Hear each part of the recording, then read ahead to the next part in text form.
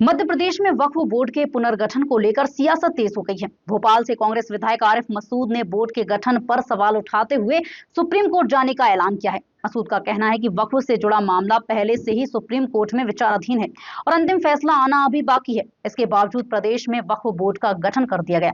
उनका आरोप है कि बोर्ड में 2 की जगह 3 गैर मुस्लिम सदस्य शामिल किए गए हैं। इनमें 2 हिंदू सदस्य और अल्पसंख्यक विभाग के प्रशासनिक अधिकारी भी हिंदू हैं। इसी नियुक्ति को लेकर कांग्रेस अब सुप्रीम कोर्ट में चुनौती देने की तैयारी कर रही है। आइए सुनते हैं और क्या कहा आरिफ मसूद ने। देखिए, बहुत गलत है और पूरा मामला अभी सुप्रीम कोर्ट में विचाराधीन है और सुप्रीम कोर्ट में 2 बिंदुओं पर स्टे तो नहीं है, लेकिन उस पूरे स्टे ना होने के बावजूद प्रक्रिया जारी है और सुप्रीम कोर्ट उस पर अंतिम निर्णय देगा। ऐसी क्या आवश्यकता पड़ी थी जो इतनी जल्दबाजी सनवर पटेल को हो गई, इतनी घबराहट क्यों हो गई, ये समझ से परे है। मध्य प्रदेश शासन ने उसमें एक और मिस्टेक करी है कि 2 अन्य कास्ट का प्रावधान है, उन्हें 3 कर दिए।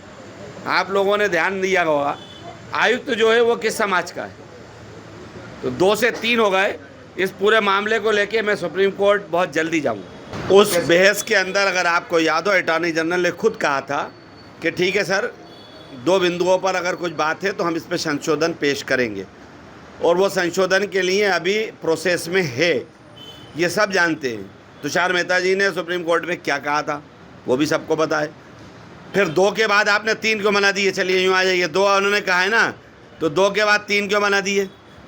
2 का प्रावधान है संशोधन में, तो आयुक्त किस कैटेगरी से लिया है आपने, वो किस कास्ट का है?